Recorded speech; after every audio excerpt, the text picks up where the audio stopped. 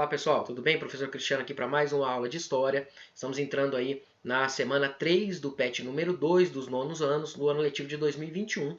O tema da nossa aula de hoje está aqui do lado, ó, questão indígena no início da República. Né? Nós vamos falar sobre como que os indígenas foram tratados aí depois do fim do Império, né, início da República, o período ali chamado de República Velha, né, ou Primeira República, até ali o início, né, um pedaço ali da Era Vargas, tá? Nós vamos nos limitar aí a esse período de tempo, tá? Vamos entender como foi tratada a questão indígena nesse período. Então, sem demora, vamos para os nossos slides, né? Então tá lá, relação entre o governo republicano e os povos indígenas brasileiros. Nós temos uma foto ali do Marechal Cândido Rondon, né, com alguns indígenas, ele que vai participar aí do serviço de proteção aos indígenas, né? Vamos falar sobre isso nessa aula um pouquinho para a gente entender como que isso funcionou, né? Primeiro a gente tem que colocar aí a situação indígena antes, né, como que era antes da República e como que se deu aí no inicinho da República, né? Durante todo o período imperial, né?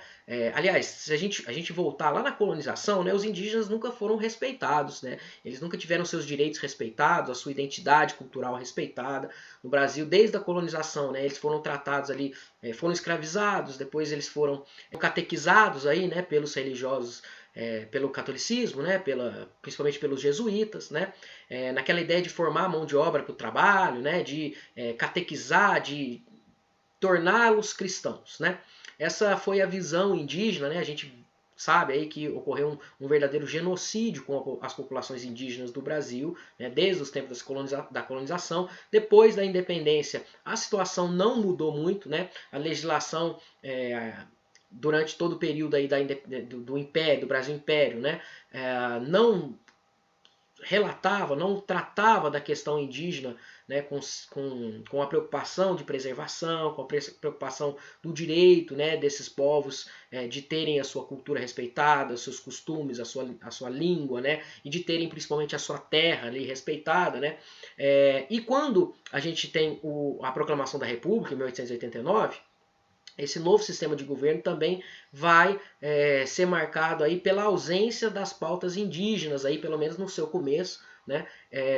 A legislação do período, né? A Constituição de 1891, a primeira Constituição do Brasil Republicano, ela sequer cita lá os indígenas, né, como merecedores de terem seu espaço garantido, de terem seus costumes garantidos, a sua cultura garantida. Né? O direito dos indígenas, então, em manter a sua cultura e sua identidade é uma luta muito antiga. Até hoje a gente sabe que essa luta aí, ela tem que ser reforçada, ela tem que ser retomada, né, de tempos em tempos aí, né? Quem acompanha aí o noticiário sabe que nós estamos tendo terras indígenas invadidas, tal. Até hoje a luta pelos direitos dos indígenas é uma questão que está aí na ordem do dia. Né? A primeira Constituição Republicana, então, ela ignora a questão indígena, ela não se refere ao direito dos povos indígenas. E a Constituição de 1891, ela estabeleceu um novo governo, um governo que era federativo, né? A federação dos estados ali, né? Para formar a República Brasileira, que era diferente daquele poder centralizado na época do Império. Né? Com essa ampliação dos poderes aí dos presidentes dos estados, que era o cargo equivalente aí ao governador da época, para tratar os assuntos relativos ali ao seu território, ao seu estado, né? Eles vão começar a organizar expedições aí para explorar essas áreas que estavam e que eram habitadas pelos indígenas. Né? Mas a preocupação principal, né, entre 1889 até 1908, né, foram organizadas algumas expedições, né, de conhecimento dessas áreas, mas a preocupação principal não era nem com os indígenas, a preocupação principal era em manter ali as fronteiras do país, né, principalmente a região ali que o Brasil faz fronteira com outros países, né, e manter ali o território nacional. Essa era a grande preocupação, vigilância dessas fronteiras. Né, mas entrando ali na mata, nesses territórios então desconhecidos, eles vão entrar em contato com os povos indígenas. Né, mas eles não deixam, não se tem nada que foi deixado dessas expedições, né, estradas, por exemplo, ou coisas do tipo, né, levar tecnologia, essas coisas. Não, né, eles estavam meramente preocupados ali com as questões das fronteiras. Depois que as fronteiras foram estabelecidas, né, o Brasil viu que não ia ter suas fronteiras ameaçadas, só a partir daí que o Brasil vai começar a pensar na questão dos indígenas. Né, e aí nós vamos ter a criação do Serviço de Proteção aos Índios, né, que foi criado em 1910, mas em 1907 o presidente da época, Afonso Pena, ele já estava preocupado aí com essa questão das fronteiras, né, em fazer uma ligação do interior, né, que era meio desconhecido, né, principalmente essas áreas na região amazônica, no Pantanal ali, integrar essas regiões, né, e principalmente vigiar essas regiões, ele faz ali uma comissão chamada Comissão Rondon, porque ficou a cargo de um militar da época chamado Marechal Cândido Rondon, né, e ele foi o responsável por instalar ali, implementar linhas de telégrafo, né, permitindo a comunicação dessas áreas distantes com as áreas centrais aí da República Brasileira. E aí o Marechal Cândido Rondon então começa a fazer essas expedições, vai ter contato com os indígenas, né, e aí ao identificar, ele começa a fazer uma identificação, uma catalogação dos grupos indígenas que habitavam as regiões do interior do Brasil, né? E ele vai ficar então responsável pela direção do Serviço de Proteção aos Índios, que foi um órgão do governo que foi criado em 1910 para cuidar mais diretamente da questão indígena, porque o Brasil sofreu muitas críticas ali, né, de que não estava assassinando os indígenas, que essa população estava diminuindo muito. Para tentar responder a isso, o governo republicano da época cria então esse Serviço de Proteção aos Índios, que fica à mão do Cândido Rondon, né? O Serviço de Proteção aos Índios ele funcionou em diversos formatos até 1967, época da ditadura militar, quando ele foi substituído, o órgão foi substituído, foi extinto e foi instaurada a Fundação Nacional do Índio, a FUNAI, que até hoje funciona aí, que é o órgão do governo que trata aí da questão dos indígenas, tá? Aqui nós temos umas imagens aí do Cândido Rondon, né, o Marechal Cândido Rondon, aquele de chapéu ali bem no centro da imagem, né, entrando em contato com os indígenas. E o Cândido Rondon, ele teve esse papel muito importante, né, porque ele adotou uma política de aproximação dos indígenas que não era de enfrentamento, tá?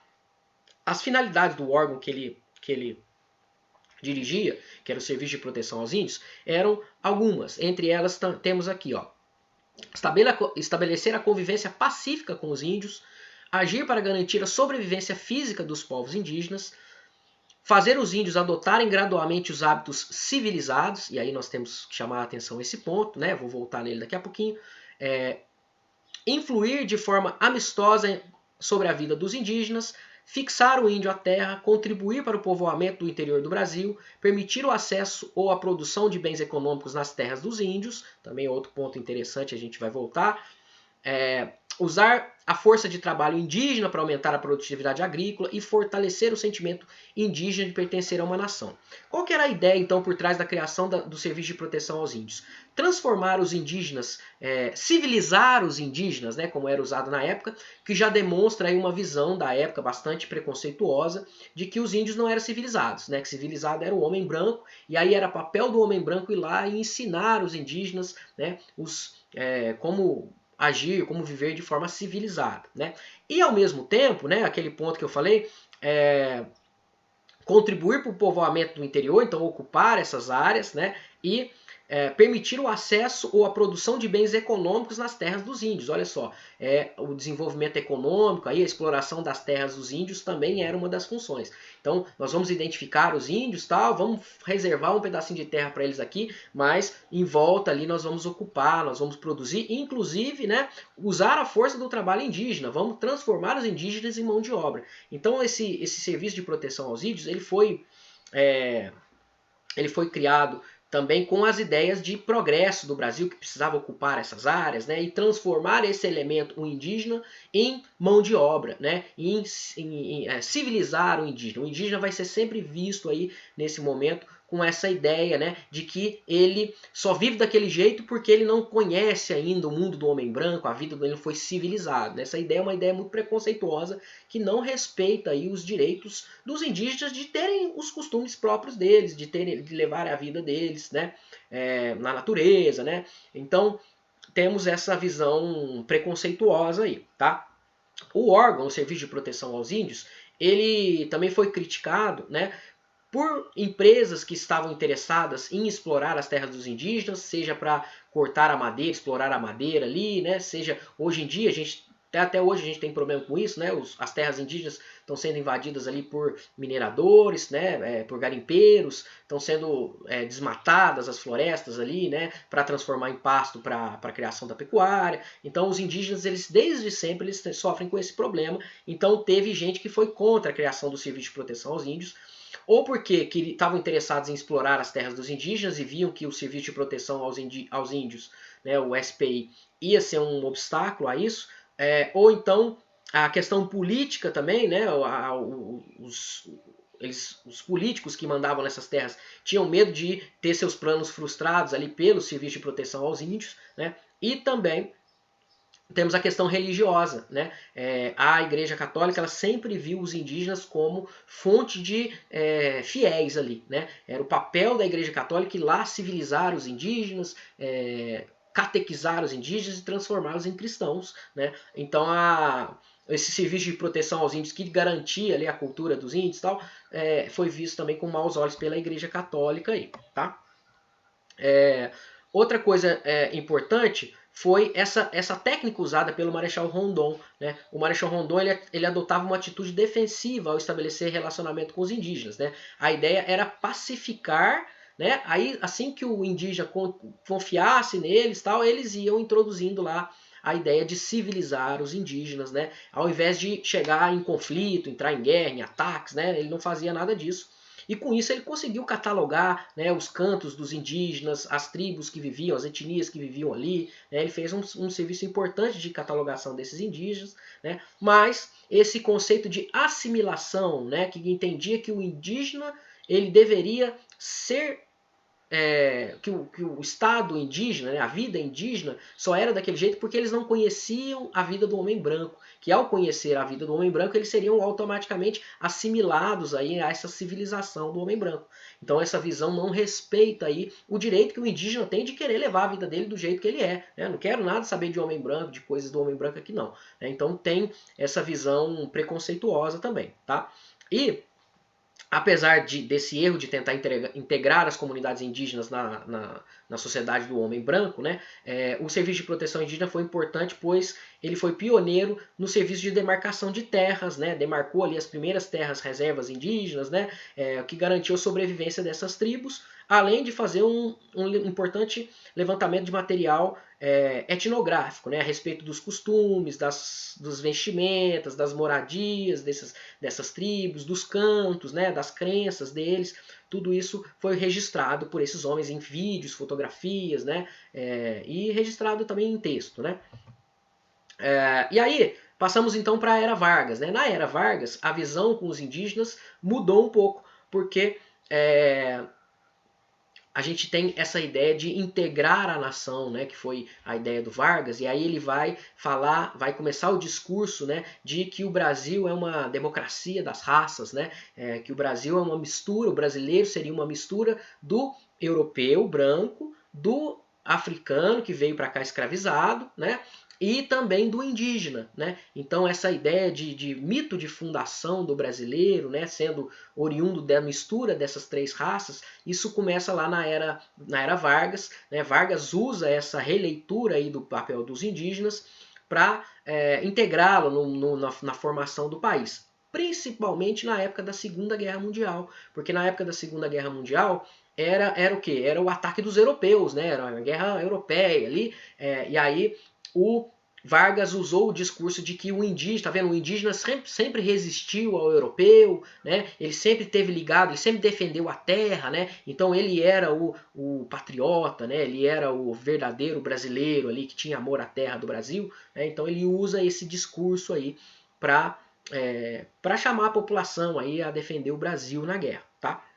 Então nós temos essa mudança aí também na Era Vargas. Outra coisa importante é que na Era Vargas, a partir de, na verdade, umas décadas antes, né, a partir de 1916, um Código Civil brasileiro ele estabelece que os indígenas viviam sob o sistema de tutela do governo federal. Né? O que isso quer dizer? Eles falavam que os indígenas eram incapazes de tomar as decisões políticas, porque como eles não participavam da política e tudo mais, eles eram incapazes e aí o Estado tomava as decisões do que era o bem ou não para eles, né? Então eles eram tutelados pelo Estado, pelo governo federal, por serem relativamente incapazes, né, em relação a questões civis, aí, aos direitos civis, né?